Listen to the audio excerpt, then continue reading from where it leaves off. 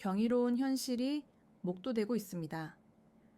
한때 세계 최강국이라 불리던 미국이 이제는 대한민국을 모범 사례로 삼아 배우려 하고 있습니다. 과거에는 한국이 미국을 추격하기에 급급했지만 이제는 미국이 한국의 발전 속도를 따라잡지 못하면 글로벌 경쟁에서 생존하기 어렵다는 냉철한 분석이 지배적입니다. 도대체 이 거대한 흐름 속에서 어떤 극적인 변화가 발생한 것일까요? 지금부터 전개될 이야기는 독자 여러분의 가슴을 웅장하게 고양시킬 것입니다. 깊은 울림을 선사할 이 서사는 미국에서 건너온 이든 클라크 씨의 경험을 바탕으로 시작됩니다. 저는 이든 클라크입니다. 미국 뉴욕에서 태어나고 성장했으며 평생 동안 이 나라가 세계에서 가장 위대한 국가라는 확고한 신념을 가지고 살아왔습니다. 어린 시절부터 부모님에게 미국에서는 노력만 한다면 무엇이든 성취할 수 있다는 가르침을 받았고 이는 저의 삶을 관통하는 강력한 믿음으로 작용했습니다. 뉴욕의 험난한 환경 속에서도 저는 항상 더 나은 미래를 염원했습니다. 학창 시절에는 탁월한 성적을 기록하며 명문 대학에 진학했고 컴퓨터 공학을 전공했습니다. 저의 궁극적인 목표는 실리콘밸리의 선도적인 IT 기업에서 근무하며 미국의 기술 혁신을 주도하는 것이었습니다. 졸업 후 저는 미국의 명성 높은 IT 기업에 취업함으로써 꿈을 실현했다고 믿었습니다. 초기의 수년 동안은 모든 것이 순조로웠습니다. 안정적인 급여와 명확한 경력 발전 경로, 그리고 뛰어난 실력을 갖춘 동료들과 함께했습니다. 미국의 직장 생활은 강도가 높았지만 저는 나름대로 만족감을 느끼며 제 삶을 영위하고 있었습니다. 그러나 어느 시점부터 미국 사회는 서서히 변모하기 시작했습니다. 기업들은 점점 더 많은 인력을 감축했으며 비용 절감을 명목으로 생산시설을 해외로 이전하는 움직임을 보였습니다.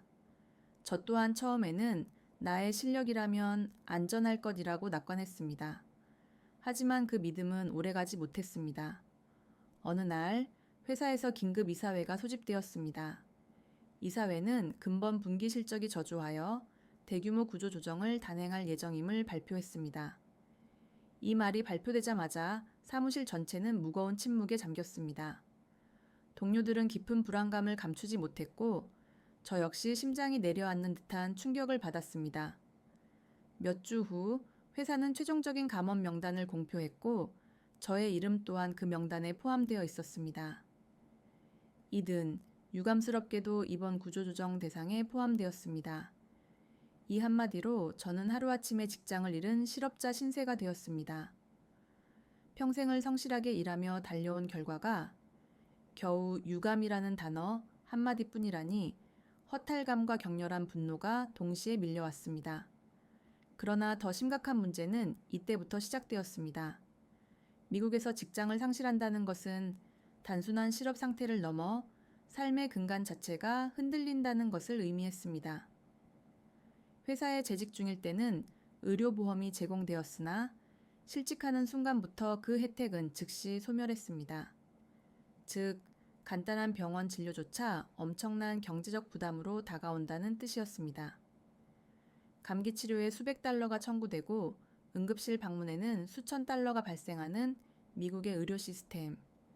실직은 단순히 소득이 없어지는 것을 넘어 아파도 병원에 갈 수 없음을 의미했습니다. 이에 더하여 뉴욕에서의 생활비는 가파르게 상승하고 있었습니다. 주택 임대료는 천정부지로 치솟았고 식료품 가격 또한 감당하기 어려울 정도로 폭등했습니다. 불과 몇 년 전만 해도 월 2,000달러로 충분했던 생활비가 이제는 3,040달러 수준이 되어버렸습니다. 하지만 정작 임금은 제자리 걸음이었고 실업 상태에서는 버텨낼 방법이 전무했습니다. 이 나라에서 중산층으로의 삶은 이제 불가능한 영역인가? 깊어지는 경제 불황 속에서 미국은 더 이상 기회의 땅이 아니었습니다. 부유층은 여전히 호화로운 삶을 누리고 있었지만 중산층과 서민 계층은 점차 벼랑 끝으로 내몰리고 있었습니다. 이 와중에 저를 가장 공포스럽게 만든 것은 치안 문제였습니다. 미국에서 태어나고 자란 저는 어릴 때부터 뉴스에서 총기 사건을 접하며 살아왔습니다. 하지만 최근 들어 총격 사건은 단순히 매체에서만 보이는 것이 아니라 제 주변에서 직접적으로 발생하는 현실이 되었습니다. 어느 날 밤늦게 퇴근하던 길, 지하철을 타고 귀가하는 도중 갑자기 한 남성이 격렬한 고함을 질렀습니다. 그는 비틀거리며 승객들을 위협했고 모두가 극도로 긴장하며 그를 피했지만 누구도 그를 제지할 수 없었습니다. 미국에서는 이러한 일이 너무나도 일상적인 사건이었습니다. 몇 주 후 뉴욕의 번화가 한복판에서 대낮에 총격 사건이 발생했습니다. 거리를 걷던 무고한 시민이 무차별적으로 총에 맞아 쓰러졌고 경찰이 현장에 출동했을 때는 이미 사태를 돌이키기 늦은 시점이었습니다. 그 순간 저는 명확히 깨달았습니다. 이 나라에서는 아무리 개인이 노력해도 안전을 보장받을 수 없다는 것을. 총기 범죄는 매일같이 증가했고 시민들은 스스로를 보호하기 위해 사설 경호원을 고용하거나 상대적으로 안전한 지역으로 이주해야만 했습니다. 하지만 중산층에게는 그러한 선택지가 주어지지 않았습니다. 우리는 그저 불안에 떨며 하루하루를 버텨나가는 수밖에 없었습니다. 이렇게 경제적, 사회적으로 붕괴되어 가는 미국에서 과연 저는 생존할 수 있을까 하는 근본적인 의문이 들었습니다. 그러던 어느 날 저는 유튜브에서 흥미로운 영상을 시청하게 되었습니다. 한국에서 거주하는 미국인들의 이야기였습니다. 그들은 한결같이 한국의 장점을 역설했습니다. 저는 뉴욕에서 밤거리를 혼자 걸을 수 없었지만 서울에서는 한밤중에도 안전하게 산책할 수 있습니다. 한국에서는 의료비가 저렴하여 누구나 부담 없이 병원을 이용할 수 있습니다. 미국에서는 상상조차 할 수 없는 일이죠. 미국에서는 모든 것이 지연되고 비효율적이지만 한국에서는 모든 시스템이 빠르고 체계적입니다. 그 순간 저는 머리를 강타당한 듯한 강력한 충격을 받았습니다. 한국이라는 국가가 이렇게까지 혁신적으로 발전했다는 말인가? 저는 처음에는 그 사실을 믿기 어려웠습니다. 하지만 더 많은 정보를 검색하고 탐색할수록 한국은 단순한 신흥국을 넘어 세계에서 가장 신속하게 성장하고 있는 선진국이라는 명백한 사실을 깨닫게 되었습니다. 한국은 세계 최고의 IT 인프라를 보유하고 있었으며 인공지능, AI 및 반도체 산업을 선도하고 있었습니다.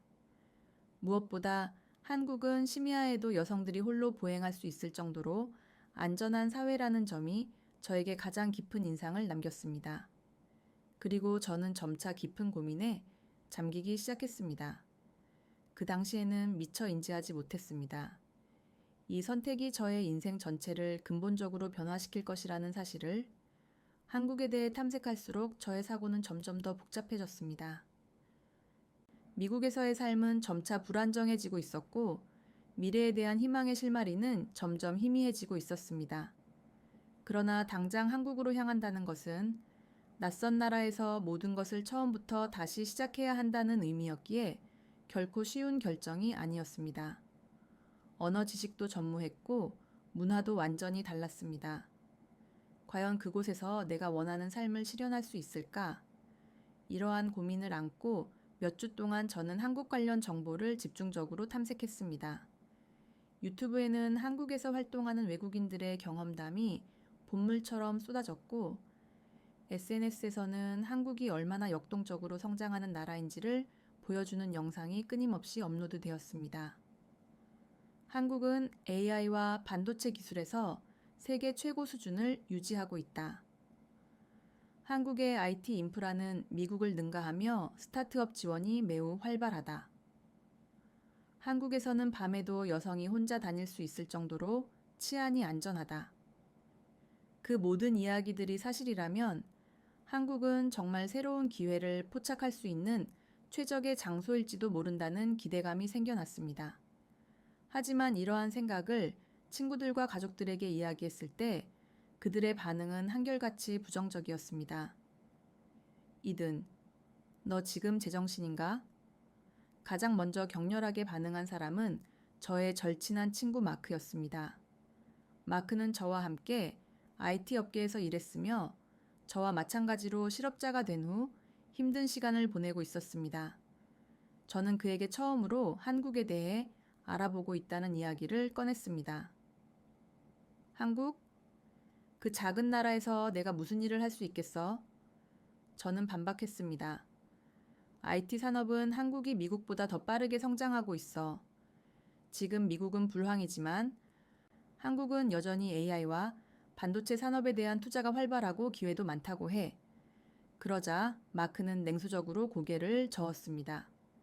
네 말대로 한국 경제가 빠르게 성장하고 있다는 점은 사실일 수 있지. 하지만 이든 너 한국어도 못하잖아. 거기 가서 어떻게 적응할 건데? 네가 아무리 뛰어난 IT 기술을 보유하고 있다고 해도 언어 장벽이 너무 클 거야. 저는 반론했습니다. 요즘에는 영어로도 업무를 수행할 수 있는 기업들이 많다고 들었어. 한국에서 일하는 외국인들의 수도 증가하고 있고, 마크는 다시 질문했습니다. 좋아. 그렇다면 한국에 가서 친구는 어떻게 사귈 건데? 외국인 친구들하고만 어울려 살겠다는 거야? 한국 사람들은 모두 자기들끼리만 교류하지 않겠어? 마크의 지적은 완전히 틀리지 않았습니다. 미국에서조차 새로운 환경에 적응하는 것이 어려운 일인데 낯선 타국에서 처음부터 시작한다는 것이 쉬울 리 만무했습니다. 그러나 그보다 더 심각한 반응을 보인 것은 저의 가족이었습니다. 부모님께 한국에 대해 관심을 표명했을 때 어머니는 깜짝 놀라며 물었습니다. 이든, 너 지금 무슨 말을 하는 거니? 한국이라고?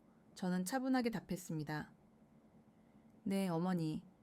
요즘 한국이 IT 산업도 강하고 삶의 질도 높으며 치안도 훨씬 좋다고 해서 요즘 진지하게 고민하고 있습니다. 그러자 아버지가 곧바로 개입했습니다. 잠깐, 그 나라가 미국보다 더 낫다고 생각하는 거니? 저는 솔직한 심정을 토로했습니다. 솔직히 말씀드려서 지금 미국 상황이 좋지 않잖아요. 아버지는 탄식했습니다. 그래도 네가 미국에서 태어나고 자랐는데 한국같이 완전히 다른 나라에서 적응할 수 있겠어? 우리는 네가 안정적인 직장을 다시 찾아서 여기서 자리를 잡기를 바라고 있다. 그러나 저는 되물었습니다. 하지만 지금 미국에서 안정적인 직장을 구하는 것이 과연 가능할까요? 부모님은 그 질문에 아무런 답도 하지 못하셨습니다. 그들 역시 현재 미국에서 새로운 일자리를 찾는 것이 얼마나 힘든 일인지 알고 있었기 때문입니다. 하지만 어머니는 다시 한번 저를 붙잡았습니다. 네가 힘든 상황인 것은 이해해. 하지만 너무 성급하게 결정하지 마.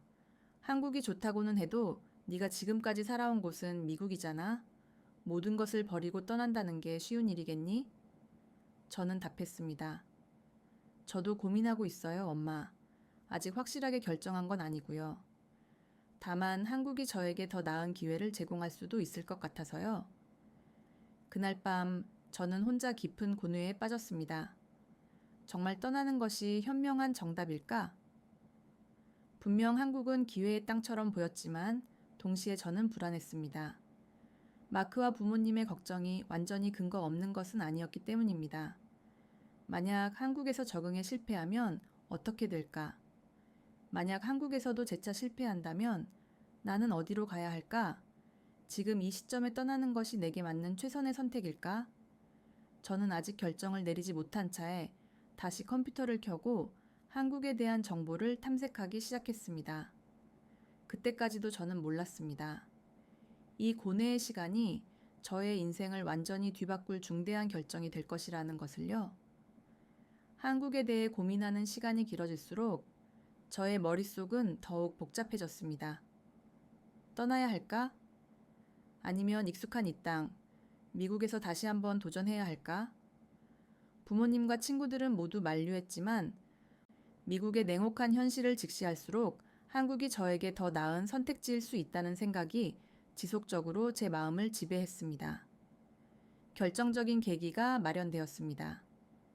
어느 날 밤 저는 뉴스를 시청하던 중 미국의 유명 정치인이 한국을 극찬하는 연설 장면을 보게 되었습니다.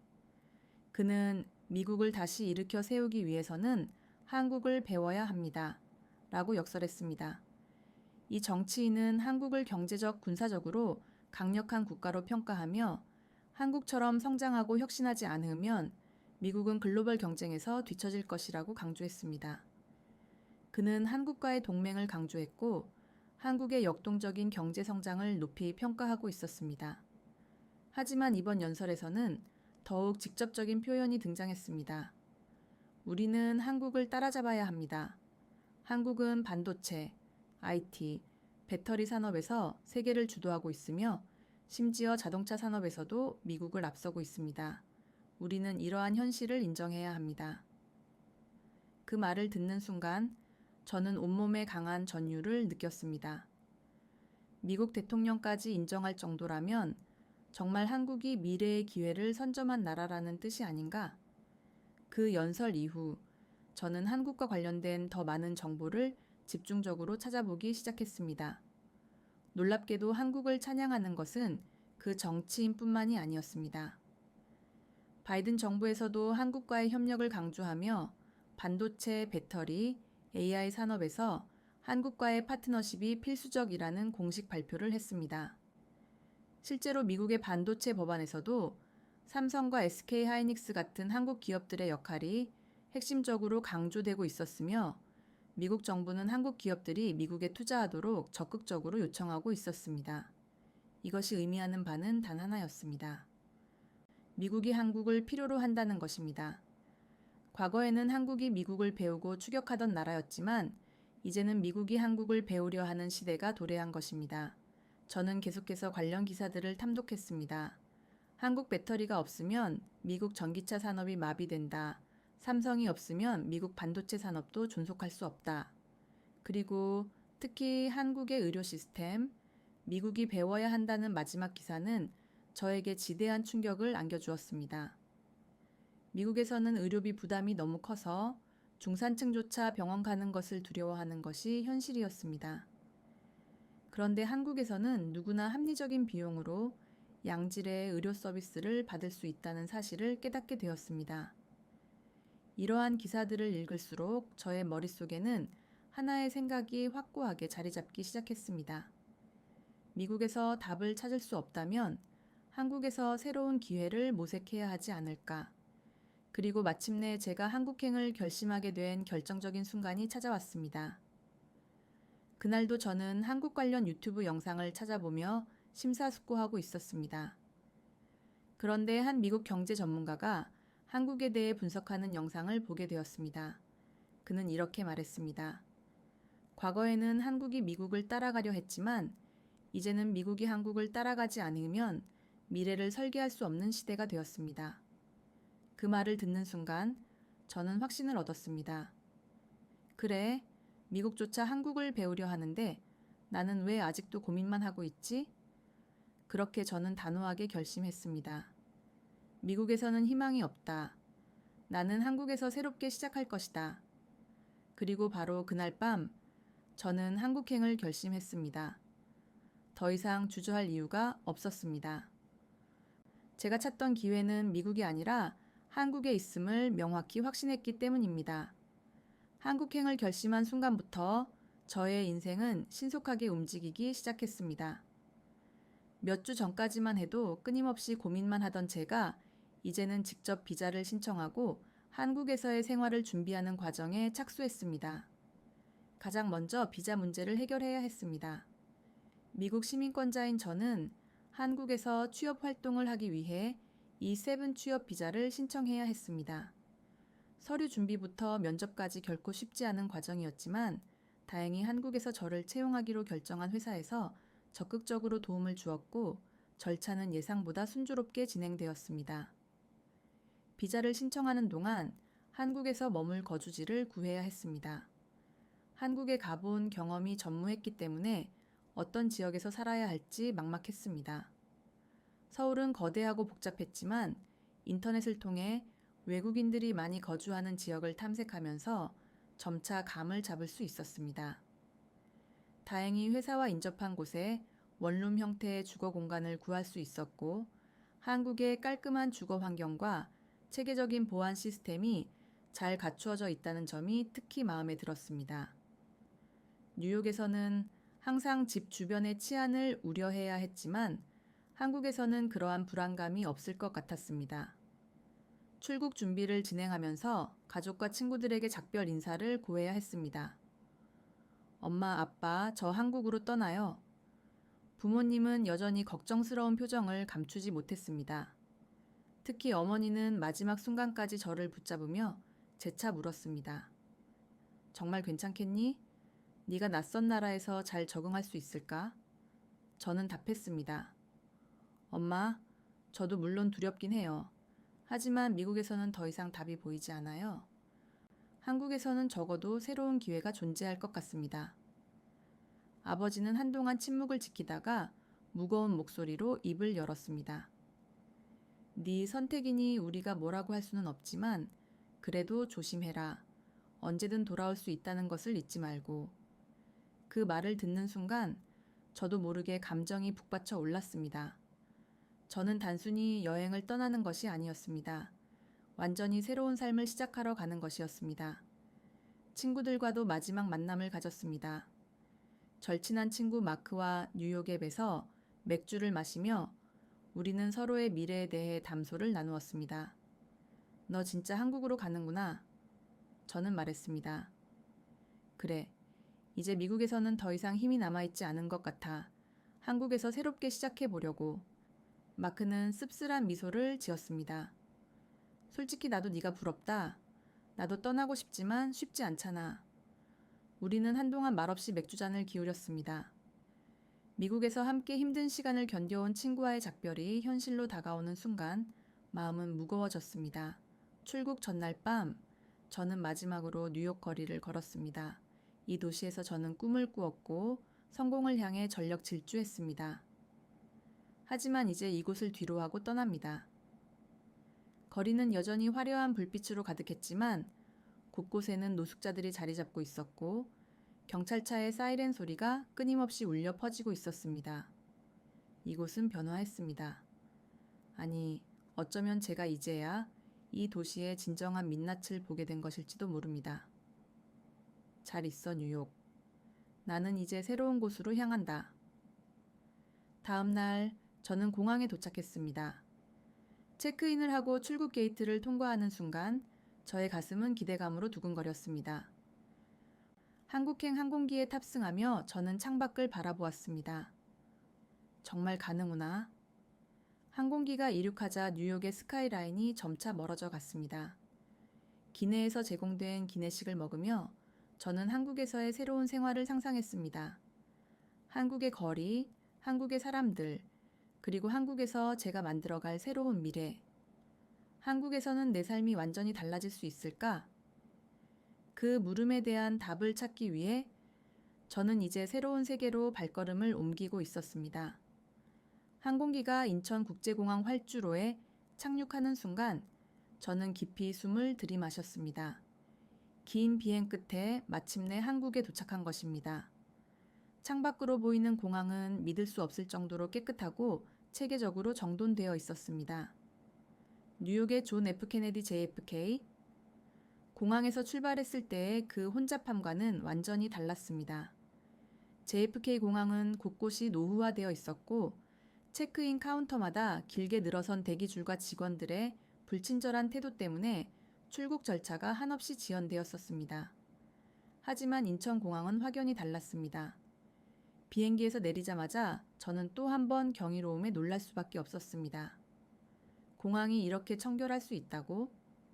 바닥은 마치 방금 닦은 듯 반짝였고 천장에는 세련된 조명이 빛나고 있었습니다. 시설 하나하나가 최신식이었으며 동선이 효율적으로 설계되어 있어 공항 내부에서의 이동도 매우 편리했습니다. 심지어 화장실까지도 깨끗하게 유지되고 있었고 공기마저 쾌적했습니다. 미국 공항에서는 도저히 상상할 수 없는 풍경이었습니다. 입국 심사를 받기 위해 줄을 섰을 때도 저는 또 한 번 감탄했습니다. 뉴욕 JFK 공항에서는 입국 심사를 위해 1시간 이상 기다리는 것이 일반적이었고 직원들의 태도 또한 불친절하기 이를 데 없었습니다. 하지만 인천공항의 입국 심사는 매우 신속하게 진행되었고 공항 직원들은 친절하게 절차를 안내해 주었습니다. 입국 심사를 마치고 공항 밖으로 나서자 저는 그 순간 완전히 말문이 막혔습니다. 도로에는 차량들이 질서정연하게 움직이고 있었고 거리에는 쓰레기 하나 보이지 않았습니다. 공기는 맑고 상쾌했으며 어디를 둘러보아도 모든 것이 체계적으로 정돈된 느낌이었습니다. 뉴욕에서는 길거리에 쓰레기가 나뒹구는 것이 일상이었고 지하철역 근처에는 악취가 진동하며 노숙자들이 자리를 잡고 있었습니다. 하지만 한국에서는 그런 광경을 전혀 찾아볼 수 없었습니다. 가장 인상적이었던 것은 대중교통의 극도의 편리함이었습니다. 저는 공항철도를 이용하여 서울 시내로 이동해야 했는데 승차권을 구매하는 과정부터가 달랐습니다. 한국에서는 모바일 애플리케이션이나 카드 한 장만 있으면 지하철, 버스, 심지어 택시까지도 자유롭게 이용할 수 있다는 것을 알게 되었습니다. 반면 미국에서는 지하철을 타려면 종종 낡고 오래된 자동 판매기를 이용해야 했고 신용카드를 지원하지 않는 경우도 많아 극심한 불편함을 겪었습니다. 공항철도에 탑승하는 순간 저는 또 한 번의 충격을 받았습니다. 지하철이 이렇게 깨끗할 수 있다고? 뉴욕의 지하철은 노후된 시설과 악취, 그리고 벽에 가득한 낙서들로 채워져 있었습니다. 하지만 한국의 지하철은 반짝반짝 빛나는 최신식 시설이었고 좌석 하나하나까지 청결하게 유지되고 있었습니다. 무엇보다도 지하철 내부는 조용하고 질서정연했습니다. 뉴욕 지하철에서는 사람들의 소음이 끊이지 않았고 종종 누군가 큰 소리로 다투는 모습을 목격하는 것이 일상이었습니다. 심지어 노숙자들이 지하철 좌석을 차지하고 잠을 자거나 마약에 취한 사람들이 소란을 피우는 일도 빈번했습니다. 하지만 한국에서는 그러한 모습이 전혀 보이지 않았습니다. 그리고 제가 가장 감탄했던 것은 바로 사람들이 줄을 서서 탄다는 사실이었습니다. 뉴욕에서는 열차가 도착하면 누구나 먼저 타려고 경쟁하는 것이 당연한 일이었지만 한국에서는 승객들이 질서 정연하게 줄을 서서 탑승하고 있었습니다. 새치기 하는 사람도 없었고 서로 밀치는 모습도 보이지 않았습니다. 저는 이 작은 차이가 한국 사회의 높은 시민의식 수준을 보여주는 명확한 증거라고 생각했습니다. 서울역에 도착하여 택시를 타려고 할 때도 또 한 번 놀라운 일이 벌어졌습니다. 택시가 이렇게 깨끗하고 이렇게 친절할 수 있다고? 뉴욕에서는 택시를 타면 운전기사가 불친절한 경우가 많았고 차량 내부도 매우 지저분한 경우가 다반사였습니다. 하지만 한국에서는 기사님이 정중하게 인사하며 목적지를 물어보았고 차량 내부도 마치 세차한 것처럼 깔끔하게 정돈되어 있었습니다. 심지어 택시 요금도 뉴욕보다 훨씬 저렴했습니다. 숙소로 향하는 동안 저는 창밖을 바라보며 다시 한번 놀랐습니다. 거리에 노숙자가 거의 없네. 뉴욕에서는 거리마다 노숙자들이 자리를 잡고 있었고 밤이 되면 더욱 늘어났습니다.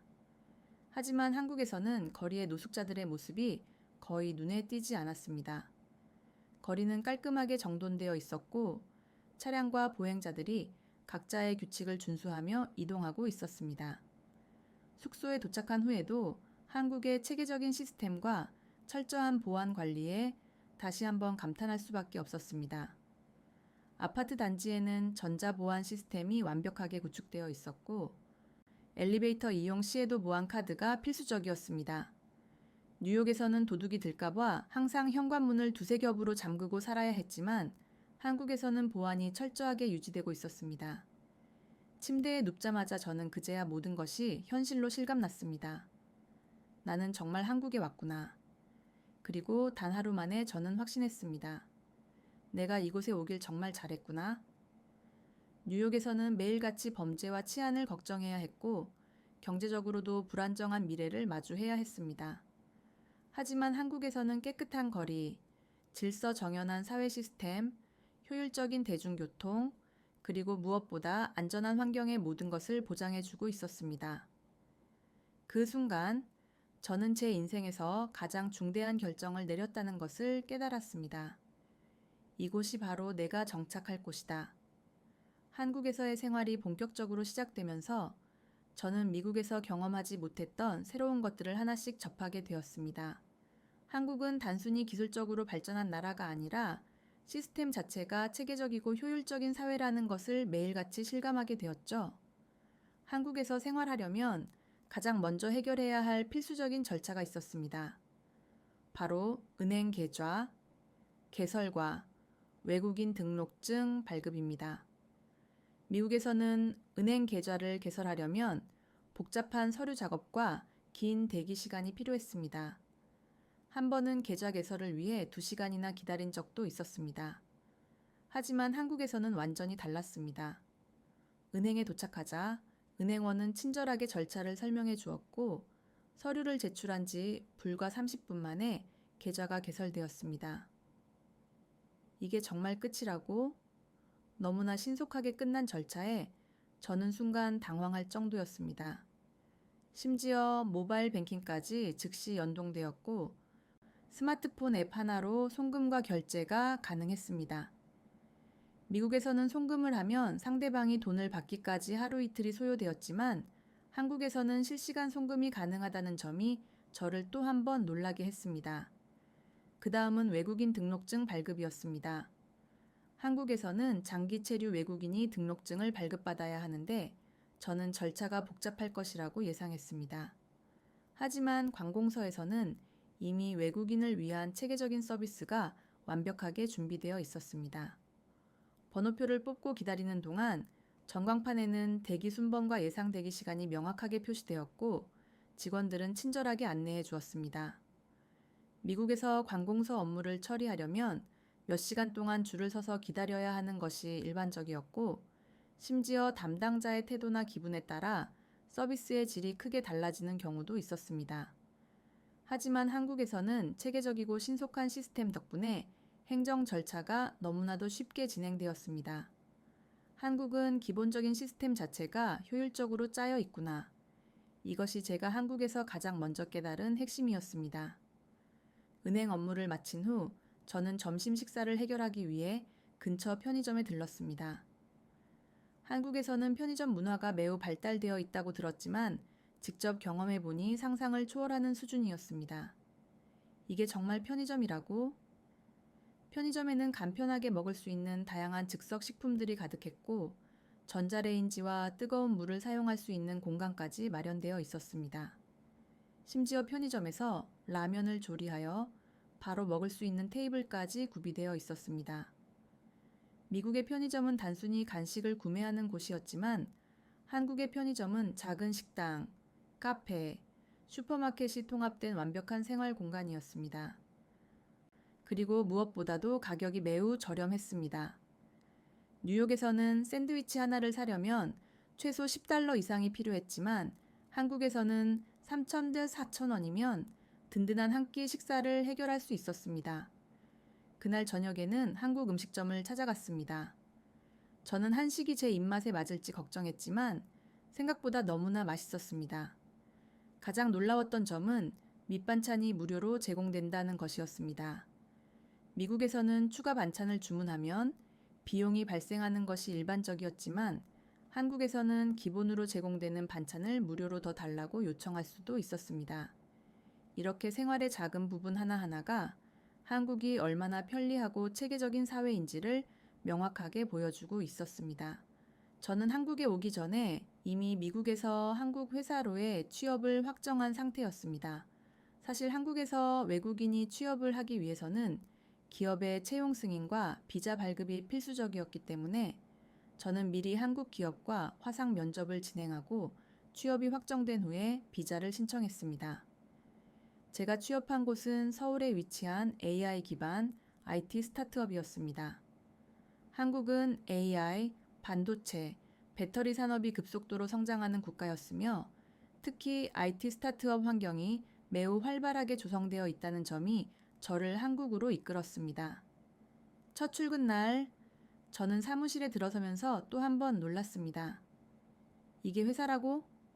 뉴욕에서 제가 일하던 대기업 사무실과 비교해도 한국의 스타트업 사무실은 너무나 세련되고 깔끔했습니다. 최신식 책상과 의자는 기본이었고 곳곳에 카페처럼 꾸며진 휴게 공간이 마련되어 있었습니다. 심지어 직원들이 회사에서 제공하는 점심과 간식을 무료로 즐길 수 있는 공간까지 있었습니다. 하지만 가장 인상적이었던 것은 업무 방식의 차이였습니다. 미국에서는 업무를 진행할 때 개인주의적인 문화가 강했습니다. 각자가 자신의 업무를 맡아서 진행하고 협업보다는 개인의 역량이 강조되는 경우가 많았습니다. 하지만 한국에서는 팀워크가 매우 중요한 핵심 요소로 자리 잡고 있었습니다. 회의에서는 모두가 적극적으로 의견을 공유했고 신속하게 결론을 도출했습니다. 미국에서는 회의 하나를 하는데 몇 시간이 소요되는 경우가 많았지만 한국에서는 짧고 명확하게 회의를 진행하며 신속하게 의사결정을 내리는 문화가 있었습니다. 첫날부터 저는 미국과는 완전히 다른 한국식 업무 방식과 조직 문화에 적응해 나가야 한다는 것을 깨달았습니다. 한국에서 일하면서 가장 어려웠던 점은 언어 장벽이었습니다. 제 회사에서는 기본적으로 영어를 사용할 수 있었지만 일상생활에서는 한국어 구사가 필수적이었습니다. 처음에는 음식 주문을 하거나 길을 물어보는 것조차 어려움을 겪었습니다. 그래서 저는 퇴근 후 한국어 학원을 다니기 시작했습니다. 학원에는 저처럼 한국에서 생활하는 다양한 국적의 외국인들이 많았고 모두가 열심히 한국어를 배우고 있었습니다. 처음에는 발음이 어렵고 문법도 혼란스러웠지만 점차 익숙해지면서 간단한 대화 정도는 할 수 있게 되었습니다.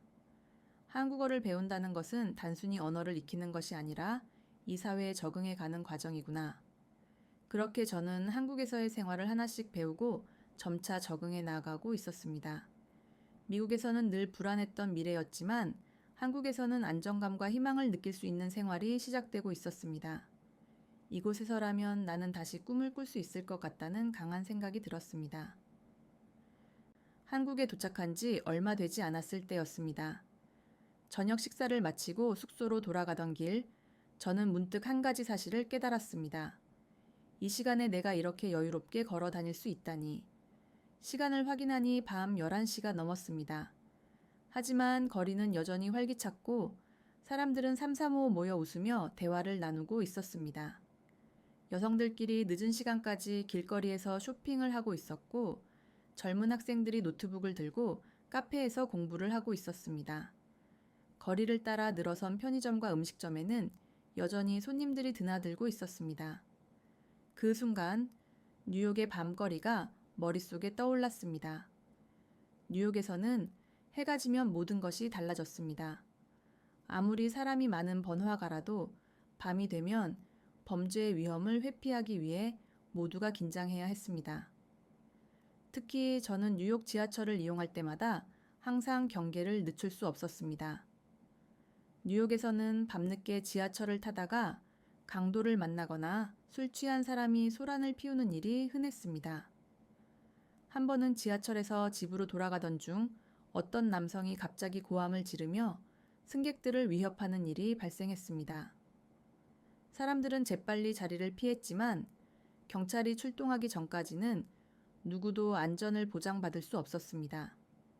심지어 미국에서는 부유한 지역조차 밤에는 안전하다고 확신할 수 없었습니다. 맨해튼 같은 고급 지역에서도 강도와 총격 사건이 발생하는 경우가 많았고 여성들은 해가 지기 전에 귀가하는 것이 기본적인 안전수칙이었습니다. 하지만 한국에서는 밤 11시가 넘었는데도 여성들이 혼자 걸어 다니고 있다. 심지어 스마트폰을 보면서 길을 걷고 있다. 그 누구도 주위를 두리번거리며 경계하지 않는다. 저는 이 광경이 믿기지 않았습니다. 이게 진짜 가능해? 그날 이후 저는 의도적으로 밤늦게 산책을 하며 한국의 치안을 직접 경험해 보기로 했습니다. 미국에서는 밤이 되면 공원에 가는 것은 대단히 위험한 일이었습니다. 뉴욕의 센트럴 파크 같은 유명한 공원도 해가 지면 범죄가 증가하기 때문에 야간에는 사람들이 거의 들어가지 않았습니다. 하지만 한국에서는 어땠을까요? 밤 12시가 넘은 시간, 저는 한강공원을 걸어보기로 했습니다. 공원에는 여전히 사람들이 있었습니다. 커플들이 산책을 하고 있었고 친구들끼리 돗자리를 펴고 음식을 먹으며 담소를 나누고 있었습니다. 심지어 혼자 조깅하는 여성들까지 있었습니다. 이곳에서는 밤이 되었다고 해서 사람들의 일상이 위축되지 않는구나. 미국에서는 어두워지면 사람들이 신속하게 귀가하지만 한국에서는 사람들이 밤까지도 자유롭게 생활하고 있었습니다. 뉴욕에서는 밤늦게 혼자 편의점에 가는 것도 위험할 수 있었습니다. 편의점 앞에는 종종 노숙자들이 자리를 잡고 있었고 술 취한 사람들이 소란을 피우는 경우도 많았습니다. 편의점 강도 사건도 심심치 않게 발생했기 때문에 저는 미국에서 늘 경계를 늦추지 않고 편의점에 가야 했습니다. 하지만 한국에서는 새벽 1시, 저는 편의점에 가보기로 했습니다. 길을 따라 걸어가면서 저는 또 한 번 놀랐습니다. 거리에는 여전히 사람들이 있었고 자전거를 타거나 조깅하는 사람들도 보였습니다. 편의점에 도착하자 저는 또 다른 차이를 발견했습니다. 편의점 안에 직원이 혼자 있어도 전혀 불안해하지 않는다. 미국에서는 편의점 직원들이 늦은 밤에 근무할 때 항상 긴장하고 있었습니다. 하지만 한국에서는 직원들이 전혀 두려워하는 기색 없이 업무를 보고 있었습니다. 그리고 더욱 놀라운 것은 편의점 문이 활짝 열려 있었다는 것이었죠. 뉴욕에서는 안전을 위해 밤에는 편의점 문을 자동으로 잠그고 손님이 오면 직원이 문을 열어주는 방식이 많았습니다. 하지만 한국에서는 새벽에도 사람들이 자유롭게 드나들 수 있도록 문이 활짝 열려 있었습니다. 그 순간 저는 깨달았습니다. 이 나라에서는 밤이라는 이유로 삶이 위축되지 않는다. 한국에서는 누구나 범죄에 대한 걱정 없이 밤을 보낼 수 있다는 것이 저에게는 가장 큰 문화적 충격이었습니다. 그날 밤 숙소로 돌아오면서 저는 확신했습니다. 한국에서는 진정한 자유를 누릴 수 있다. 미국에서는 밤이 되면 집 밖을 나서는 순간부터 두려움을 느껴야 했지만 한국에서는 그런 걱정을 할 필요가 없었습니다. 저는 창밖을 바라보며 조용히 중얼거렸습니다. 내가 진짜 안전한 나라에 도착했구나. 한국에서의 생활이 점점 익숙해지면서 저는 어느 순간부터 미국에서 느꼈던 불안감이 사라지고 있다는 사실을 깨닫게 되었습니다. 한국에 온 지 몇 달이 지나면서 저는 안정적인 직장과 일상을 갖게 되었습니다. 회사에서는 매일 새로운 프로젝트를 맡으며 성취감을 느꼈고 출퇴근길에는 여유롭게 커피를 마시며 하루를 시작할 수 있었습니다. 뉴욕에서 매일같이 경험했던 불안과 스트레스는 이제 더 이상 제 삶의 일부가 아니었습니다. 주말이 되면 한강을 따라 산책을 하거나 카페에서 조용히 책을 읽으며 시간을 보냈습니다. 저녁이 되면 친구들과 삼겹살을 먹으며 한국 문화를 하나씩 배워가고 있었습니다. 그리고 무엇보다 더 이상 밤이 두렵지 않았습니다. 밤늦게까지 밖에서 시간을 보내도 위험하다는 생각이 들지 않았고 지하철을 타도 주의를 경계할 필요가 없었습니다. 한국에서는 제가 진정한 자유를 누리고 있다는 것을 실감하고 있었습니다. 그날도 저는 퇴근 후 집에 돌아와 부모님과 영상통화를 했습니다. 한국에 온 이후로 부모님은 매번 저를 염려하셨고 제 생활이 어떤지 궁금해하셨습니다. 어머니의 얼굴이 화면에 나타나자 저는 활짝 웃으며 인사를 건넸습니다. 엄마, 아빠 잘 지내고 있어요? 어머니는 걱정스러운 눈빛으로 물었습니다. 이든 한국 생활은 어때? 힘들진 않고. 저는 창밖을 바라보며 대답했습니다. 전혀 힘들지 않아요, 엄마. 오히려 여기 오길 잘했다는 생각이 들어요. 아버지가 한숨을 쉬며 말했습니다. 그래도 미국이 너한테는 더 익숙한 곳 아니냐? 저는 고개를 저었습니다. 아빠, 여기서는 매일 범죄를 걱정하지 않아도 돼요.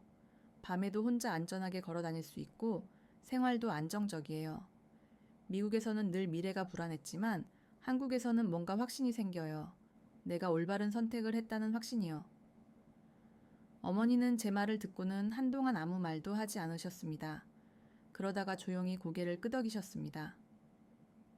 그래. 네가 그렇게 느낀다면 엄마도 안심이 되는구나. 통화를 마치고 노트북을 켜자 미국 뉴스가 눈에 들어왔습니다. 미국 사상 최악의 실업률 기록, 경제 위기 심화. 뉴욕에서 또다시 총격 사건 발생, 주민들 불안증 폭증. 미국 정부 반도체 산업에서 한국의 협력이 필수적이라는 입장 밝혀. 저는 뉴스를 보며 조용히 중얼거렸습니다. 과거에는 한국이 미국을 배우려 했지만 이제는 미국이 한국을 배우려 하고 있다. 창밖을 바라보았습니다. 서울의 야경이 아름답게 빛나고 있었습니다. 나는 올바른 선택을 했다. 이제 저는 확신했습니다. 한국이 저의 새로운 터전이 될 수 있다는 것을요. 믿을 수 없는 충격적인 일이 발생했습니다. 전 세계 AI 시장을 거대한 혼란에 빠뜨렸던 중국의 딥시크, 알고 보니 그 실체가 모두 가짜에 불과했다는 사실이 밝혀지고 있습니다. 한국인들의 독창적인 대응 전략에 힘입어 딥시크의 공세가 순식간에 무력화되고 있습니다. 어떻게 이러한 반전이 가능했던 것일까요? 지금부터 시작되는 이야기는 독자 여러분의 가슴을 고동치게 만들 것입니다. 저는 미국에서 태어나고 성장한 인공지능 연구원 이든 클라크입니다. 실리콘밸리의 한 첨단 연구소에서 인공지능 모델을 개발하며 AI의 미래를 탐구하는 일을 수행하고 있습니다. 어릴 때부터 기술 혁신에 지대한 관심이 있었고 대학에서 컴퓨터 과학과 신경망 이론을 전공하며 자연스럽게 AI 분야에 입문하게 되었습니다. 현재는 세계적인 AI 기업들과 함께 차세대 기술을 연구하며 인공지능이 인류의 삶을 어떻게 긍정적으로 변화시킬 수 있을지 고민하는 전문 인력이 되었습니다. AI 기술은 이제 단순한 학문적 연구를 넘어 국가 간 패권을 결정하는 핵심적인 요소로 부상했습니다. 미국이 주도해 오던 AI 시장에 유럽, 일본, 그리고 한국까지 가세하며 치열한 경쟁 구도가 형성되고 있었습니다. 하지만 최근 새로운 강력한 강자가 등장하며 기존의 모든 질서를 뒤흔들고 있었습니다. 바로 중국의 AI 기업 딥시크였습니다. 처음 소식을 접했을 때만 해도 저는 대수롭지 않게 여겼습니다. 중국이 또 무언가를 모방하여 만들어냈겠지. 어차피 미국과 유럽의 기술을 따라잡는 데만 급급한 나라가 아니었던가. 하지만 시간이 흐르면서 분위기가 급변했습니다. 실리콘밸리의 선임 연구자들조차 긴장하기 시작했으며 대형 IT 기업들은 딥시크를 심층적으로 연구하기 위해 긴급 회의를 소집했습니다. 도대체 중국이 어떤 기술적 성과를 내놓은 것일까? 처음에는 미국 언론에서도 딥시크에 대해 가볍게 다루는 경향이었습니다. 하지만 점차 주요 매체에서 긴급 분석 기사들을 쏟아내기 시작했고 AI 업계의 분위기는 순식간에 냉각되었습니다. 중국의 AI 기술이 미국을 위협하는 수준까지 도달했다는 평가가 나오자마자 AI 관련 주식시장이 요동쳤고 실리콘밸리의 전반적인 분위기도 얼어붙었습니다. 실제로 미국 내 주요 AI 연구소에서는 내부 보고서를 통해 딥시크의 기술력을 분석하기 시작했습니다. 그런데 그 분석 결과가 충격적이었습니다. 딥시크의 AI 모델은 기존의 챗봇들과는 차원이 달랐습니다. 성능은 기존의 챗GPT와 유사하거나 심지어 더 우수했으며 연산 자원도 훨씬 적게 소모했습니다. 다시 말해, 적은 비용으로도 강력한 AI를 구현할 수 있는 기술을 보유하고 있다는 의미였습니다. 이것이 사실이라면 AI 기술의 패러다임이 완전히 바뀌게 됩니다. 기존 AI 모델들은 방대한 GPU 자원을 필요로 했고 그 운영 비용 또한 천문학적이었습니다. 하지만 딥시크가 발표한 기술이 정말로 사실이라면 이제 AI를 운영하는 비용이 대폭 감소하게 되는 것입니다. 그리고 그것을 가장 먼저 상용화하는 국가가 AI 패권을 장악하게 될 가능성이 농후해졌습니다. 이 소식이 전해지자마자 전 세계가 술렁였습니다. AI 기술을 선도하던 미국과 유럽의 대기업들이 긴급 대책 회의를 개최했고 언론에서는 연일 AI 패권 전쟁이라는 표현을 사용하며 긴장감을 고조시켰습니다. 실리콘밸리의 연구자들 사이에서도 의견이 분분했습니다. 딥시크의 기술이 과장된 것이라는 주장도 있었고 이제는 미국이 중국을 추격해야 한다는 위기론도 대두되었습니다. 그런데 더욱 충격적이었던 것은 한국의 AI 업계마저도 딥시크의 등장을 심각하게 경계하기 시작했다는 점이었습니다. 지금까지 한국은 AI 분야에서 미국, 유럽을 따라잡기 위해 부단히 노력해왔습니다. 하지만 이제는 중국이 한국보다 훨씬 앞서 나가고 있는 것 아니냐는 우려가 나오기 시작했습니다. 일부 한국 연구자들은 한국이 미국을 따라잡기도 어려운 상황에서 이제는 중국까지 앞서 나가면 우리에게 기회가 남아 있을까? 라는 회의적인 반응을 보이기도 했습니다. 이제 모든 것이 바뀔지도 모른다는 불안감이 엄습했습니다. 중국이 AI 패권을 가져가고 한국을 비롯한 다른 국가들은 이제 중국의 기술력에 종속될 수도 있다는 전망이 조심스럽게 나오기 시작했습니다. 전 세계가 긴장 속에서 중국의 행보를 주시하고 있었습니다. 그러나 아직 아무도 몰랐습니다. 중국의 AI 기술이 빠르게 성장한 만큼 그들의 시스템에는 치명적인 허점이 존재한다는 사실을, 그리고 이 허점이 AI 패권 전쟁의 승패를 결정짓는 가장 중요한 변수가 될 것이라는 것을. 저는 딥시크의 등장이 처음 보도되었을 때부터 이 AI에 깊은 관심을 가졌습니다. AI 연구자로서 새로운 기술이 나오면 직접 분석해 보는 것이 저의 오랜 습관이었기 때문입니다. 그런데 딥시크를 테스트하면서 저는 점점 더 불안한 느낌을 받기 시작했습니다. 기술적으로는 분명히 인상적이었지만 이 AI를 정말로 신뢰해도 되는 걸까? 하는 근본적인 의문이 들었습니다. 그리고 그 의문을 해결하기 위해 깊이 파고들수록 딥시크에는 결코 간과해서는 안 될 치명적인 문제들이 숨어 있다는 것을 발견하게 되었습니다. 우선 가장 먼저 눈에 띈 것은 개인 정보 수집 및 보안 문제였습니다. 딥시크를 처음 실행하면 사용자들에게는 단순한 사용 약관 동의 창이 뜹니다. 겉으로 보기에는 다른 AI 서비스와 별반 다르지 않아 보였지만 약관을 자세히 읽어본 저는 경악을 금치 못했습니다. 딥시크는 단순한 대화 내용을 저장하는 수준이 아니었습니다. 사용자의 IP 주소, 장치 정보, 키 입력 패턴과 리듬까지 모두 수집하고 있었습니다. 심지어 사용자가 어떤 방식으로 키보드를 입력하는지까지 분석하여 이를 사용자 식별 데이터로 활용하고 있었습니다. 이 정보들이 어디로 저장되는지 확인해 본 저는 더 큰 문제를 발견했습니다. 모든 데이터가 중국 본토 서버에 저장되고 있었던 것입니다. 보통 글로벌 IT 기업들은 사용자의 개인정보 보호를 위해 지역별 데이터 저장 정책을 엄격하게 따릅니다. 예를 들어 유럽연합 EU의 경우 GDPR 규정에 따라 유럽 사용자들의 데이터는 반드시 유럽 내 서버에 저장되어야 합니다. 하지만 딥시크는 그러한 규정을 완전히 무시했습니다. 전 세계 어디에서 사용하든 모든 데이터는 중국 본토로 전송되고 있었습니다. 이것이 의미하는 바는 단순하지 않았습니다.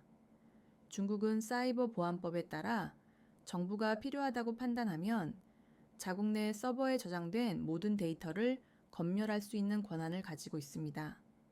즉, 딥시크를 사용하는 순간 저의 대화 기록뿐만 아니라 제 기기 정보와 행동 패턴까지 중국 정부가 원하면 언제든지 열람할 수 있는 상태가 되는 것이었습니다. AI를 이용하는 것은 결국 데이터를 제공하는 것과 마찬가지입니다. 그런데 그 데이터가 모두 중국으로 흘러 들어간다면 이 문제는 단순한 우려를 넘어 현실적인 국가 안보 위협으로 다가왔습니다. 미국, 유럽, 일본 등 여러 국가에서는 이러한 위험성을 인지하고 딥시크에 대한 공식적인 조사에 착수하기 시작했습니다. 특히 미국 해군은 보안 및 윤리적 문제를 이유로 딥시크의 사용을 금지했습니다. 딥시크를 군사나 보안 관련 업무에 사용할 경우 중요한 기밀 정보들이 중국으로 유출될 가능성이 높았기 때문이었습니다. 실제로 몇몇 IT 기업들도 자사 직원들에게 딥시크 사용을 금지하는 내부 지침을 내렸습니다. 하지만 이게 전부가 아니었습니다. 저는 더 깊이 조사하면서 딥시크의 기술 자체에도 심각한 의혹이 제기되고 있다는 사실을 알게 되었습니다. 딥시크의 AI 모델은 놀라운 성능을 보이고 있었지만 과연 이것이 중국이 독자적으로 개발한 결과일까? AI 업계에서는 오랫동안 중국이 해외 기술을 모방하여 발전해 왔다는 의혹이 끊이지 않았습니다. 그리고 딥시크도 예외가 아니었습니다. 현재 AI 분야의 핵심 기술은 대부분 미국에서 개발되었습니다.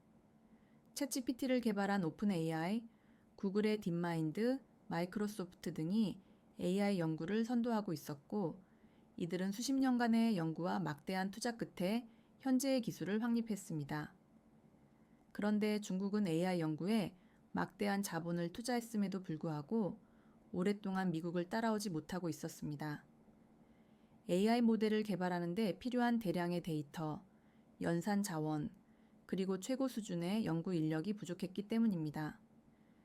그런데 불과 몇 년 만에 딥시크가 이렇게 뛰어난 AI를 만들었다는 사실은 믿기 어려웠습니다.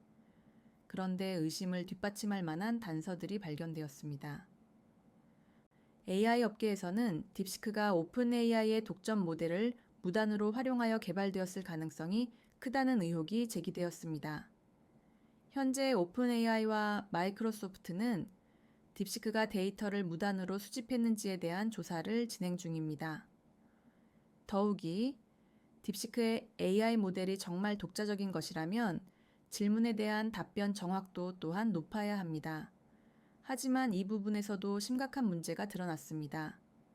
실제로 여러 연구자들이 딥시크를 테스트한 결과 질문에 대한 정확도가 현저히 낮았으며 뉴스 관련 질문에 대한 답변 오류율이 무려 83%에 달한다는 사실이 밝혀졌습니다.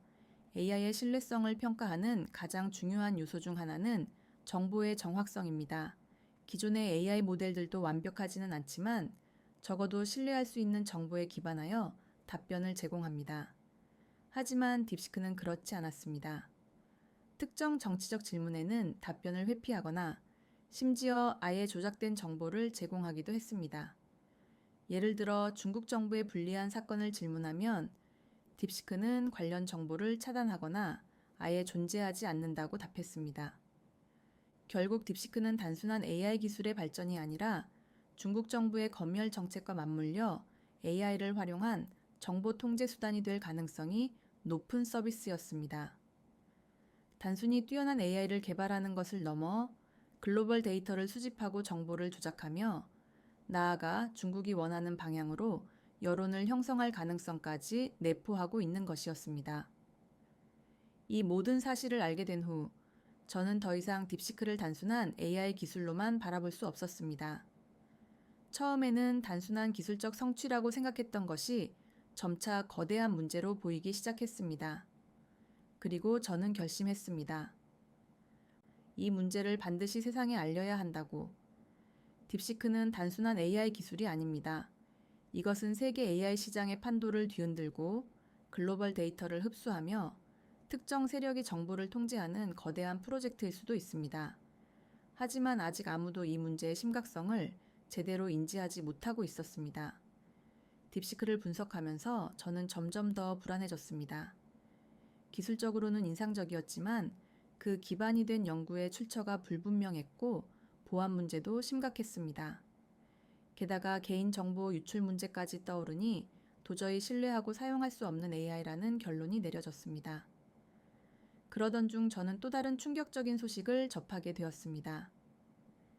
딥시크가 세계 AI 시장을 흔들고 있다는 뉴스 속에서도 정작 진짜 게임 체인저는 한국에서 나오고 있다는 말이 퍼지기 시작한 것이었습니다. 솔직히 말하면 저는 그 이야기를 처음 들었을 때 반신반의했습니다. 한국이 AI 기술을 연구하고 있다는 것은 알고 있었지만 미국과 중국처럼 대규모 투자와 연구 인력이 집중된 곳이 아니었기 때문에 상대적으로 뒤처져 있을 것이라고 예상했습니다. 하지만 저의 예상은 완전히 빗나갔습니다.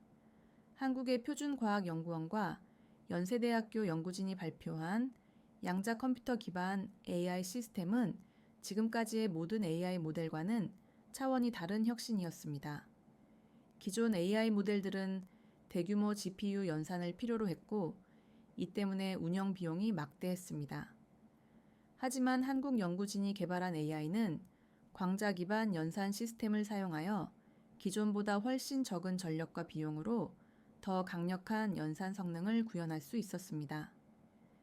이 소식이 나오자 AI 업계는 다시 한번 떠들썩해졌습니다. 글로벌 연구자들이 한국의 연구 결과를 심층적으로 분석하기 시작했고 AI 관련 학회에서도 진정한 게임 체인저는 한국에서 나왔다는 평가가 나오기 시작했습니다. 저는 직접 논문과 연구 자료를 찾아보면서 한국의 기술을 면밀히 살펴보았습니다. 그리고 솔직히 말해 감탄하지 않을 수 없었습니다. AI 모델이 뛰어나기 위해서는 두 가지가 필수적입니다. 강력한 연산 성능과 효율적인 데이터 처리 구조입니다. 기존 딥러닝 모델들은 데이터를 학습하는 데 엄청난 전력이 필요했지만 한국의 AI 모델은 양자 컴퓨터를 활용하여 훨씬 적은 에너지로 더 빠른 연산이 가능했습니다. 이는 AI 역사상 가장 중요한 기술적 도약 중 하나라고 해도 과언이 아니었습니다.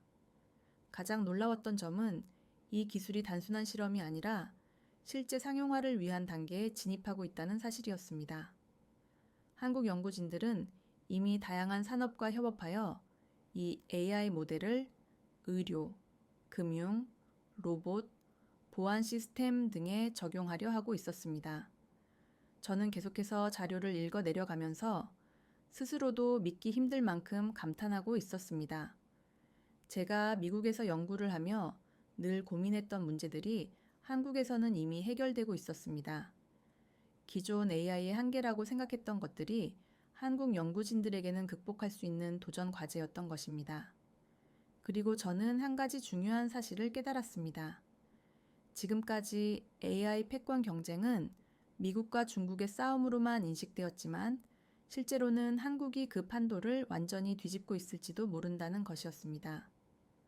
AI 업계에서는 늘 새로운 기술이 나오면 그 가치를 두고 논쟁이 벌어집니다. 하지만 한국의 양자 컴퓨터 기반 AI 시스템에 대해서는 논쟁조차 없었습니다. 기술적 성과가 너무나 명확했고 기존 AI 모델들이 따라잡기 힘들 만큼 압도적이었기 때문입니다.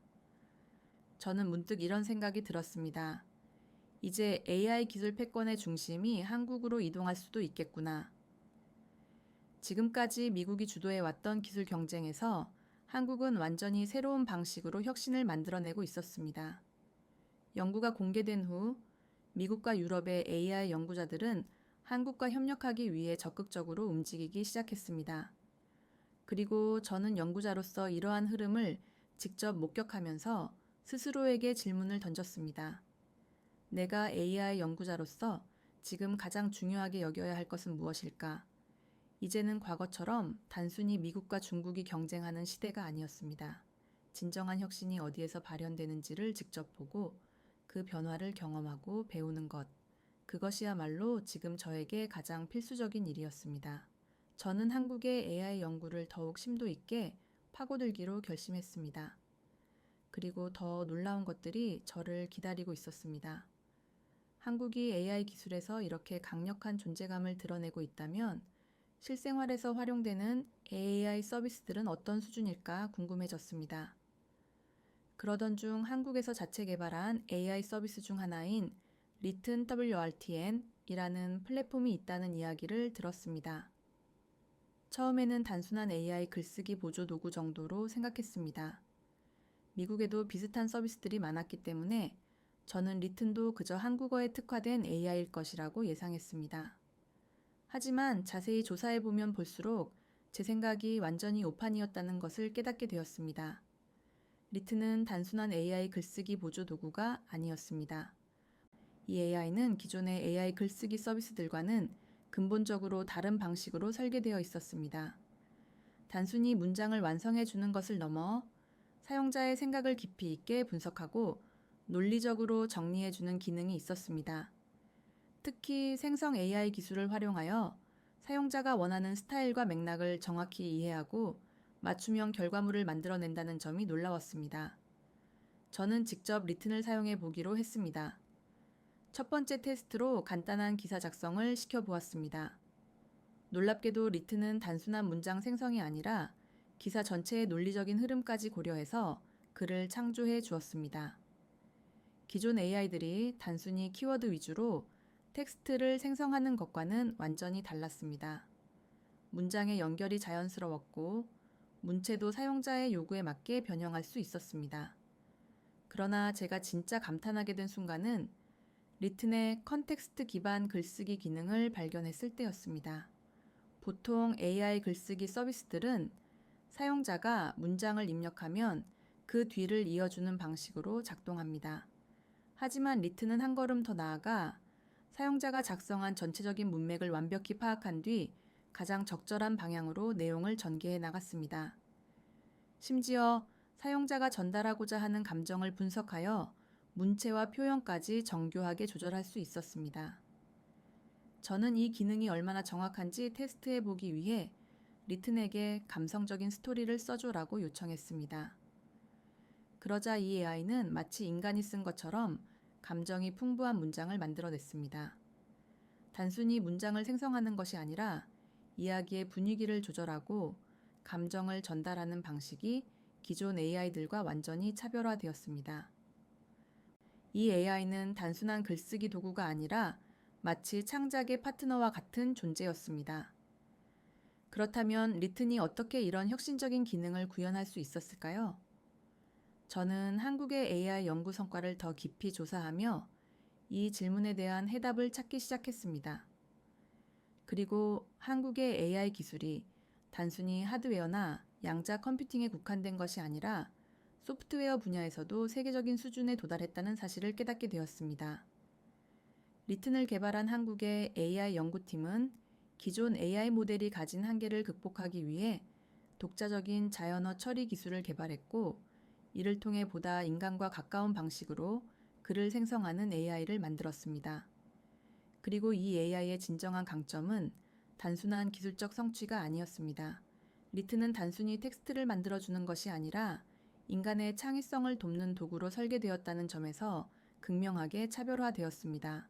기존의 AI 서비스들은 인간을 대체하는 것에 초점을 맞추는 경우가 많았지만 리튼은 인간과 협업하는 AI로 만들어진 것이었습니다. 저는 이 점에서 깊은 인상을 받았습니다. AI는 결국 인간을 위한 도구입니다.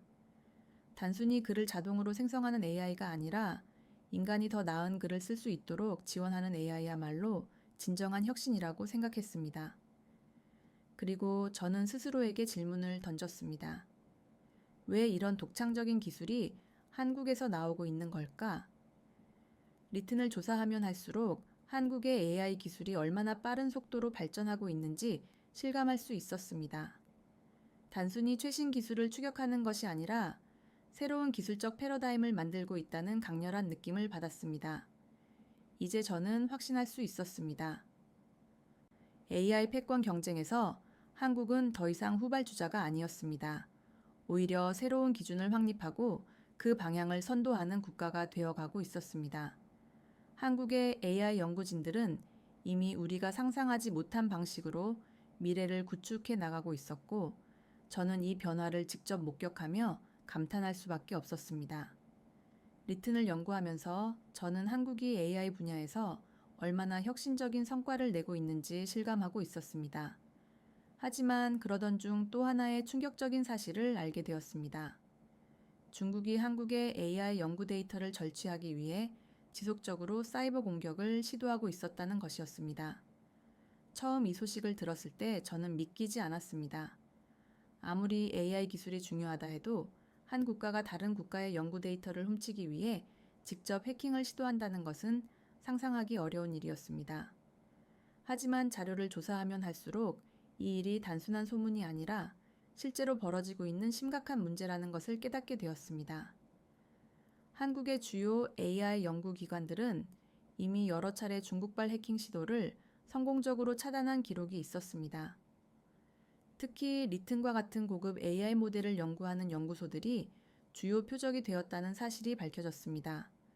한 보고서에 따르면 한국의 AI 연구팀이 양자 컴퓨팅을 활용한 AI 모델을 발표한 직후부터 중국의 해킹 시도가 급증했다고 합니다. 마치 한국이 새로운 기술을 발표할 때마다 중국이 이를 탈취하려는 듯한 움직임을 보였다는 것입니다. 처음에는 연구소의 이메일 서버와 내부 네트워크에 대한 단순한 공격이 많았다고 합니다. 하지만 한국의 보안 전문가들이 이를 막아내자 중국은 더욱 정교한 방식으로 접근하기 시작했습니다. 심지어 일부 연구원들의 개인 이메일과 계좌 정보까지 해킹하려는 시도가 포착되었고, 연구 자료가 저장된 클라우드 시스템에도 수차례 침투를 시도했다는 사실이 드러났습니다. 이런 사실을 알게 되면서 저는 다시 한번 중국의 AI 개발 방식에 대한 의심을 떨칠 수 없었습니다. 딥시크가 정말로 독자적인 기술로 개발된 것이 맞을까? 한국과 미국이 수십 년간 연구한 기술을 중국이 단 몇 년 만에 따라잡았다는 것은 어딘가 수상했습니다. 그리고 실제로 중국이 한국과 서방 국가들의 연구 데이터를 빼내려 했다는 증거가 발견되면서 저의 의심은 확신으로 바뀌었습니다. 그런데 더 충격적인 일이 있었습니다. 중국은 단순한 사이버 공격뿐만 아니라 한국의 AI 연구원들을 직접 빼내기 위해 거액을 제시하며 스카우트하려는 시도까지 하고 있었다는 사실이 밝혀진 것입니다. 한국의 한 AI 연구소에서 일하던 연구원은 익명을 전제로 한 인터뷰에서 이러한 이야기를 했습니다. 중국의 한 기업에서 저에게 연락을 해왔습니다. 그쪽에서 저의 연구를 예의주시하고 있다면서 만약 중국으로 온다면 지금 받는 연봉의 5배를 주겠다고 했습니다. 연구비 지원도 무제한으로 해주겠다고 했죠. 처음에는 농담인 줄 알았지만 실제로 계약서를 보내왔고 연구 자료 일부를 가져오면 더 많은 보상을 주겠다는 조건까지 걸려 있었습니다. 이 이야기를 들으면서 저는 소름이 돋았습니다. 단순한 기술 경쟁을 넘어 이제는 연구 인력을 직접적으로 탈취하려는 전략까지 사용하고 있었던 것이었습니다. 하지만 한국은 이를 가만히 보고만 있지 않았습니다. 정부와 연구기관들이 긴급하게 대응에 나섰고 주요 AI 연구소의 보안 시스템을 대폭 강화했습니다. 연구원들에게도 정기적인 보안 교육을 실시하여 중국의 기술 유출 시도를 철저히 차단하기 위한 노력이 지속되었습니다. 그리고 무엇보다 한국의 연구자들은 쉽게 흔들리지 않았습니다. 중국이 아무리 높은 연봉을 제시하더라도 한국의 연구자들은 단순한 금전적 보상이 아니라 진정한 연구 환경과 미래를 바라보고 있었다는 것입니다. 한 연구원은 이렇게 말했습니다. 연구자로서 중요한 것은 단순한 금전적인 보상이 아닙니다. 저는 AI를 통해 인류가 더 나은 미래로 나아가는 데 기여하고 싶습니다. 그런데 중국에서 저에게 제안한 것은 오직 돈뿐이었습니다. 제가 연구하는 내용이 어떻게 사용될지에 대한 설명조차 없었습니다. 그런 곳에서 연구를 이어나가고 싶지는 않았습니다. 이 이야기를 들으면서 저는 다시 한번 확실히 할 수 있었습니다. 한국은 AI 기술뿐만 아니라 연구의 철학과 방향성에서도 중국과는 완전히 다른 길을 가고 있었다. 중국이 기술을 빼내려 하고 연구자들을 매수하려 하더라도 진정한 연구의 가치와 윤리를 지키는 한국의 연구진들이 있는 한 AI 패권의 흐름은 쉽게 바뀌지 않을 것이라는 확신이 들었습니다. 저는 이제 더 이상 의심하지 않았습니다. 한국은 단순한 AI 기술 강국이 아니라 연구 윤리와 혁신 정신을 동시에 갖춘 국가였죠. 그리고 저는 이 사실을 직접 확인한 순간 앞으로 AI의 미래는 한국에서 결정될지도 모른다는 생각이 들었습니다. 저는 한국의 AI 연구진들이 중국의 지속적인 기술 유출 시도를 막아내고 있다는 사실을 알게 되면서 깊은 감명을 받았습니다. 세계적인 연구 성과를 창출하고 있음에도 불구하고 이를 탈취하려는 시도에 맞서 철저히 방어하고 있다는 점에서 한국이 단순한 기술 강국을 넘어 진정한 AI의 중심 국가로 성장하고 있다는 확신이 들었습니다. 그런데 한국의 AI 연구진들이 보여준 것은 단순한 보안 대응뿐만이 아니었습니다. 저는 한국이 단순히 중국의 위협을 막아내는 데 그치지 않고 오히려 이를 기회 삼아 더욱 강력한 혁신을 이루고 있다는 사실을 알게 되었습니다. 우선 한국은 세계에서 가장 강력한 AI 보안 시스템을 구축하고 있었다는 점이 눈에 띄었습니다. 한국 정부는 AI 연구소들과 협력하여 양자 암호 기술을 활용한 초고도 보안 시스템을 적용하고 있었습니다.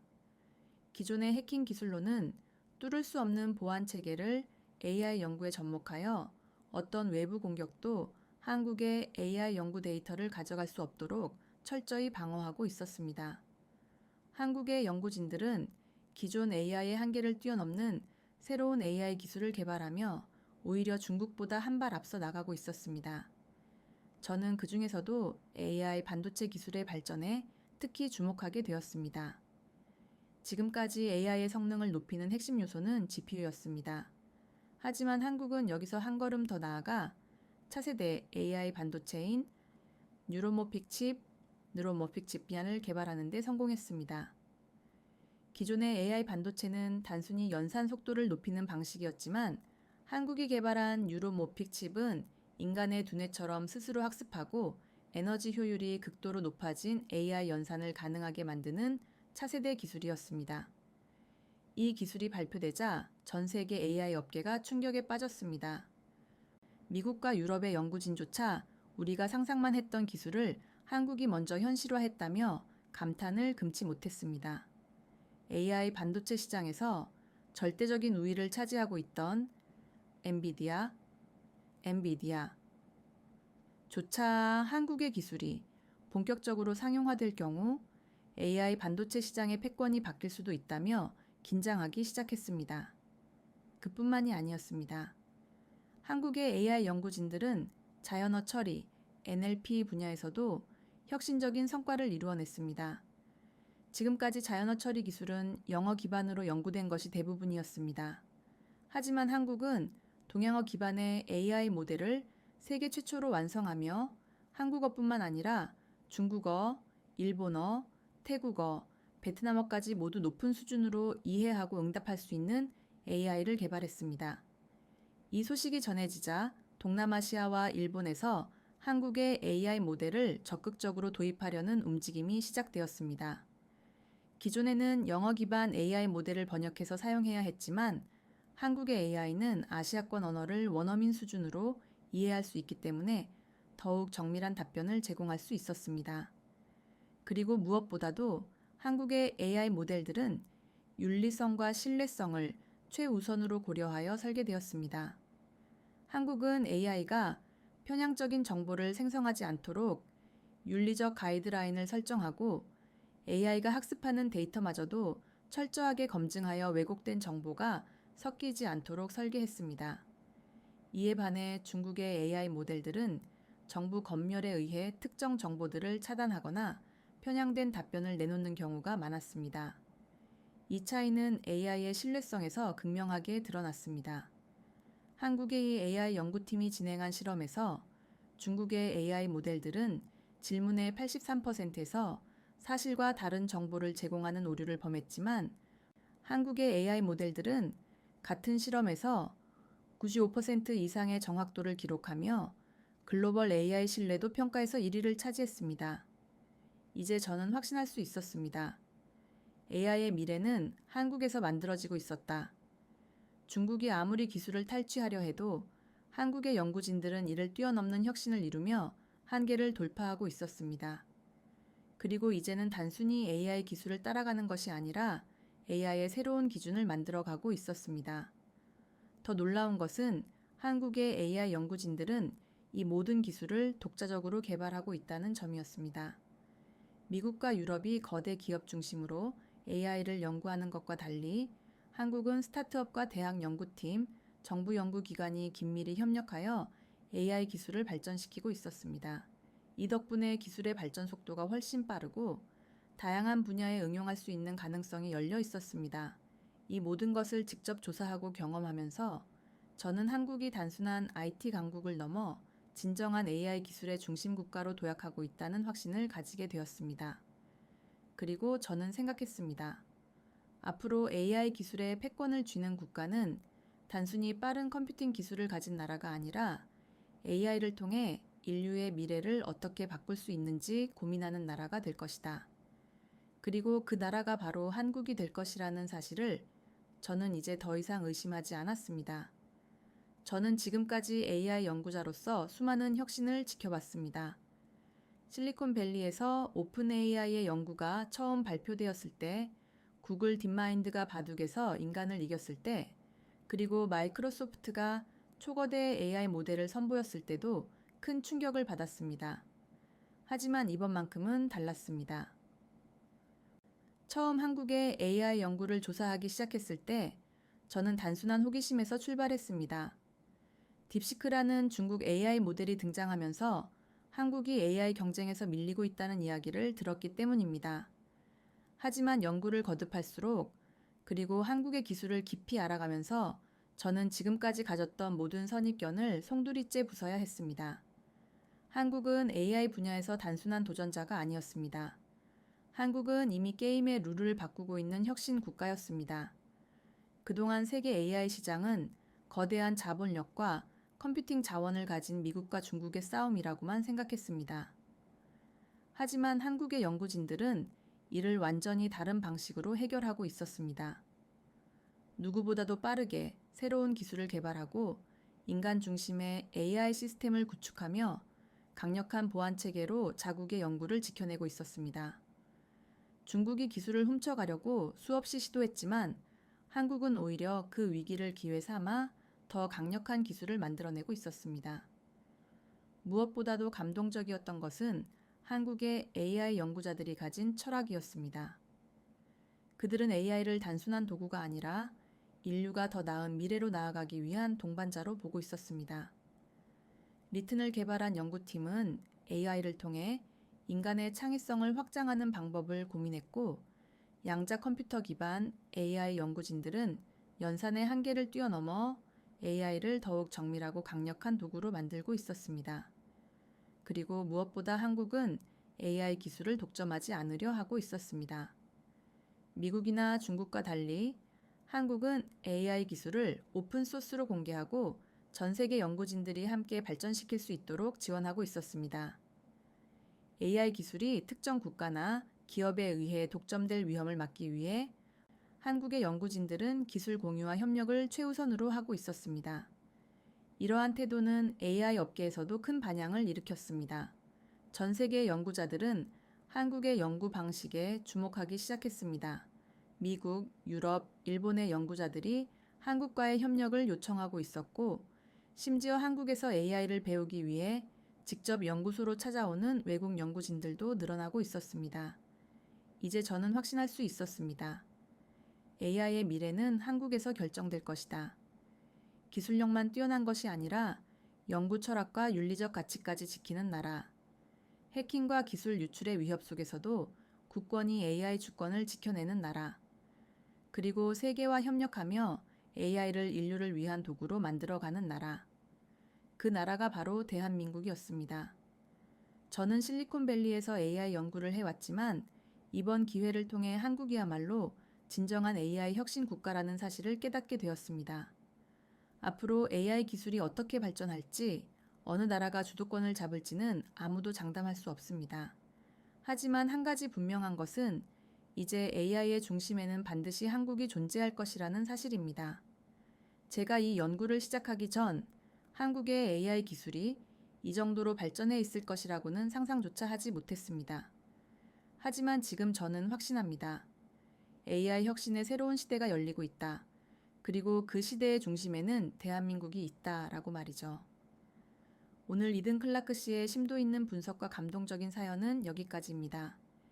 이 영상을 통해 미국과 중국을 넘어선 한국의 진정한 힘을 확인하셨다면 지금 바로 좋아요 버튼을 눌러주세요. 여러분의 구독과 알림 설정은 이와 같이 흥미롭고 중요한 글로벌 혁신 이야기를 제작하는 데 큰 동력이 됩니다. 댓글을 통해 여러분이 생각하는 한국의 진정한 혁신이 무엇인지 의견을 공유해 주시면 저희가 다음 영상 주제를 선정하는 데 큰 도움이 될 것입니다. 끝까지 시청해 주셔서 진심으로 감사드립니다. 행복한 하루 보내세요.